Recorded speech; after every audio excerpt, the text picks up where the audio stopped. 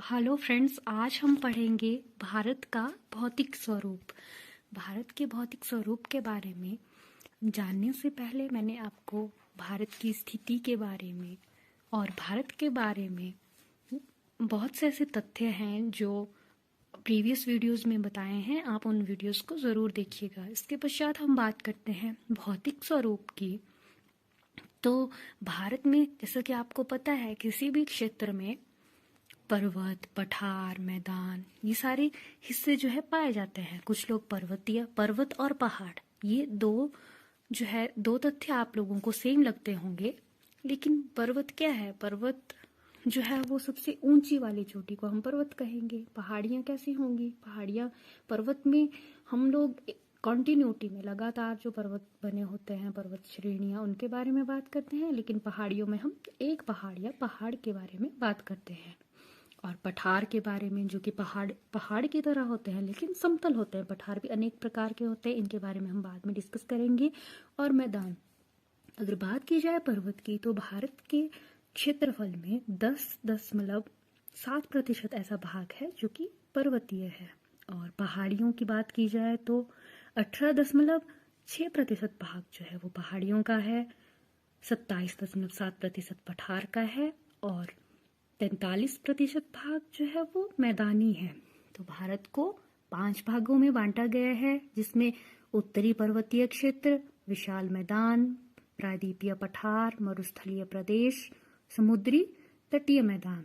तो फ्रेंड्स, आज हम बात करेंगे उत्तरी पर्वतीय क्षेत्र के बारे में, जिसे कि हम कहते हैं उत्तरीय पर्वतीय क्षेत्र या हिमालय क्षेत्र।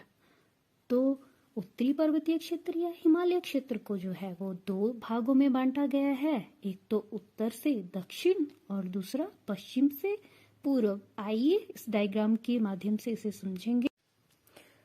सबसे पहले बात करते हैं उत्तर से दक्षिण विभाजन में।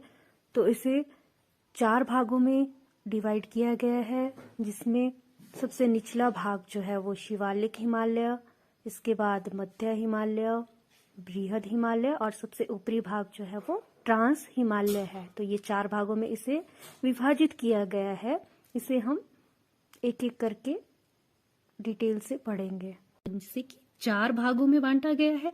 इसी तरह से जो दूसरी तरह से विभाजन किया गया वह है पश्चिम से पूर्व। पश्चिम से पूर्व की ओर विभाजन, या जिसे हम कहते हैं प्रादेशिक विभाजन। इसे भी ऐसे 4 भागों में बांटा गया है, जिसमें कि पंजाब एवं कश्मीर हिमालय, कुमायूं हिमालय, नेपाल हिमालय और असम हिमालय में बांटा गया है। जैसे कि आप देख सकते हैं कि ये वाला हिस्सा पंजाब वाला हिस्सा है, कश्मीर वाला हिस्सा है, और यहाँ पे ये कुमायूं हिमालय है, ये नेपाल वाला हिस्सा है, ये असम वाला हिस्सा है। तो इसे भी 4 भागों में मुख्यतः बांटा है। तो बात करेंगे हम उत्तर से दक्षिण की तरफ जो विभाजन किया गया है। ये आप देख सकते हैं कि उत्तर से दक्षिण की तरफ जो विभाजन किया गया है, उसमें सबसे पहले आता है हमारा ट्रांस हिमालय। ये इसके बारे में, जो ऊपरी सबसे ऊपर वाला है, इसके बारे में हम डिस्कस करेंगे। ये है ट्रांस हिमालय। तो ट्रांस हिमालय के बारे में बात की जाए तो यह हिमालय का प्राचीनतम भाग है। हिमालय का सबसे पुराना भाग जो है वह कौन सा है? वह है ट्रांस हिमालय। क्वेश्चन बार बार पूछा जाता है कि जो हिमालय का है प्राचीनतम भाग किसे कहा जाता है? तो वो भाग है हमारा कौन सा? ट्रांस हिमालय। तो ट्रांस हिमालय में जो है वो वनस्पति का अभाव होगा, क्योंकि ये सबसे ऊपरी वाला हिस्सा है।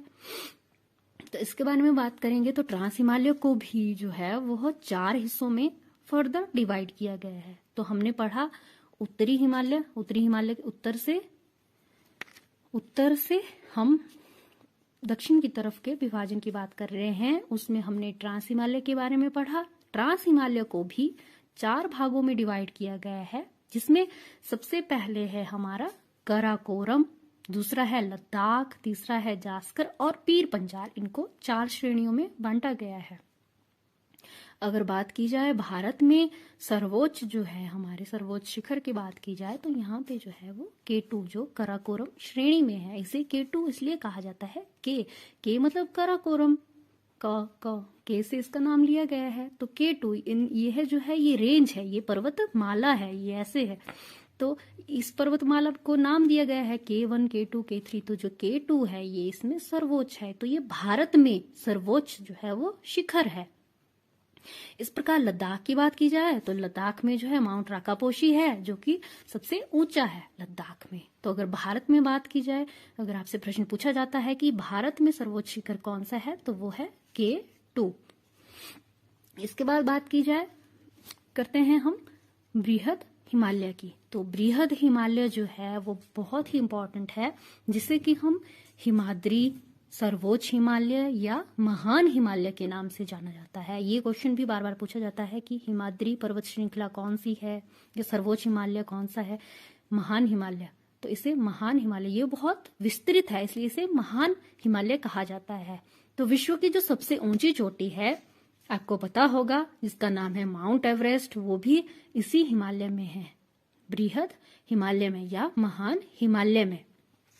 तो बात करते हैं बृहद हिमालय की। तो बृहद हिमालय का जो क्षेत्र है यह पीओके के नंगा पर्वत से लेकर जो हमारा अरुणाचल प्रदेश है उसके नामचा बरवा पर्वत तक, यहाँ तक ये फैला हुआ है। कहाँ से? पीओके के नंगा पर्वत से नामचा बरवा पर्वत तक। तो इसके क्षेत्र के बारे में बात की जाए, जैसे कि हमने यहाँ से यहाँ तक इसके बारे में पढ़ा, तो यहाँ से आपको मैप का ज्ञान होना चाहिए, मैंने पहले ही बताया था। तो इसमें जो है सबसे पहले आता है उत्तराखंड। उत्तराखंड की बात की जाए तो उत्तराखंड में बंदरपूंछ, कामेट और नंदा देवी ये प्रमुख जो है ये पर्वत हैं। इसमें जो क्वेश्चन जो एग्जामिनर पूछते हैं हमसे, वो पूछते हैं कि जो हमारा यमुनोत्री, गंगोत्री, केदारनाथ और बद्रीनाथ है, ये कौन कौन सी श्रृंखलाओं की या कौन कौन से पर्वतों के बीच है। तो ये है बंदरपुर और कामेट पर्वतों के बीच में, बीच वाला हिस्सा इसे हम कहेंगे गंगोत्री यमुनोत्री वाला हिस्सा। तो उत्तराखंड में आ गया हमारा बंदरपुंछ, कामेट और नंदा देवी, ये 3 प्रमुख पर्वत आ गए। इसके बाद बात करते हैं नेपाल की। तो नेपाल वाला क्षेत्र भी है, ये भी जो है हमारे हिमालय यानी बृहद हिमालय वाले क्षेत्र में आता है। इसमें आपने बहुत बार सुना होगा धौलागिरी, अन्नपूर्णा, मकालू, गौरी शंकर, छुयू, माउंट एवरेस्ट और मैकालू। तो यहाँ पे जो सर्वोच्च है वो है हमारा माउंट एवरेस्ट। तो जो माउंट एवरेस्ट है इसे भारत में माउंट एवरेस्ट, नेपाल में सागर माथा और तिब्बत में चोमलुंगामा कहा जाता है। ये क्वेश्चन भी बार बार पूछा जाता है, ये बहुत इंपॉर्टेंट है, इसे आप नोट कर लीजिएगा। तो इसके पश्चात बात करते हैं सिक्किम की। तो भारत की जो सर्वोच्च, अगर भारत की बात की जाए, भारत की सर्वोच्च जो शिखर है वो है कंचनजंगा, जो कहाँ पे है? सिक्किम में है।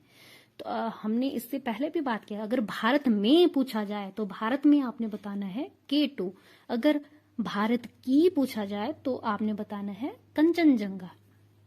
तो ये हमने पढ़ा बृहद हिमालय के बारे में। बृहद हिमालय के पश्चात हम बात करेंगे मध्य हिमालय, जिसे कि लघु हिमालय भी कहा जाता है या ब्रिटेन हिमालय कहा जाता है। यह 1800 मीटर से 3000 मीटर तक फैला हुआ है। तो इसकी बात की जाए तो यहाँ पे छोटे छोटे घास के मैदान है।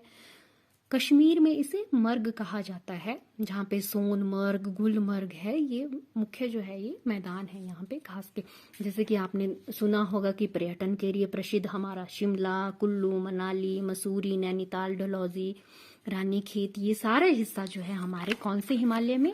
मध्य हिमालय में। यहाँ पे ये मध्य हिमालय वाला हिस्सा है, जिसे कि पर्यटन, अब ये क्वेश्चन आ सकता है कि पर्यटन के लिए जो फेमस है वो कौन सा हिमालय है, तो इसमें हम बात करेंगे मध्य हिमालय के बारे में। तो इसके बाद बात करते हैं अंतिम जो है इसकी रेंज, जो है शिवालिक हिमालय, जिसे कि बाह्य हिमालय कहा जाता है। और शिवालिक हिमालय जो है वो नवीन या युवा, जो हिमालय का है वो नवीन या युवा भाग है, जो कि पश्चिम से पूर्व तक फैला हुआ है। यहाँ पे कुछ समतल भाग भी आते हैं, जिसमें हरिद्वार, देहरादून, ये भाग इसी हिमालय में आते हैं। तो यह स्टार्ट होता है आपकी सुलेमान की पहाड़ियों से लेके म्यांमार के अराकामा पर्वत तक। अब हमने इन 4 मुख्य भागों के बारे में पढ़ा। तो सबसे पहले हमने ट्रांस हिमालय, बृहद हिमालय, मध्य हिमालय और शिवालिक हिमालय के बारे में पढ़ा। तो इसके बीच वाली जो मध्य भाग है इसके भी नाम है जिन्हें हमसे पूछा जा सकता है कि ट्रांस हिमालय और बृहद हिमालय के मध्य के भाग को क्या कहा जाता है। तो इसे कहा जाता है सचर जोन। और उसी तरह बृहद हिमालय और मध्य हिमालय के बीच में जो आता है उसे कहा जाता है मेंस्ट्रुअल थर्स्ट। और इसके बाद मध्य हिमालय और शिवालिक हिमालय के मध्य की जो रेंज है इसे कहा जाता है मैनसिमान दर्रा। तो ये आज हमने हिमालय के बारे में। तो फ्रेंड्स, उत्तर से दक्षिण विभाजन के बाद अब आता है पश्चिम से पूर्व विभाजन, जिसे कि प्रादेशिक विभाजन कहा जाता है। सर सिडनी बुराड ने यह विभाजन किया था। तो आइए इसे पढ़ते हैं। सबसे पहले है पंजाब हिमालय, यहाँ से यहाँ तक, ये मैंने इसको मार्क किया है। पंजाब हिमालय, कुमायूं हिमालय, नेपाल हिमालय और असम हिमालय। तो सबसे पहले बात करते हैं पंजाब हिमालय की। तो पंजाब हिमालय में कश्मीर, इसे कश्मीर हिमालय भी कहा जाता है और इसमें एचपी का भी कुछ भाग आता है। 560 किलोमीटर जो है इसकी लंबाई है और सिंधु और सतलुज नदी के बीच वाला भाग जो है इसे जो है हम पंजाब हिमालय के नाम से जानते हैं। ये सिंधु और सतलुज नदियों के बारे में आपको विस्तार पूर्वक मैं अपने नदियों वाले टॉपिक में बताऊंगी।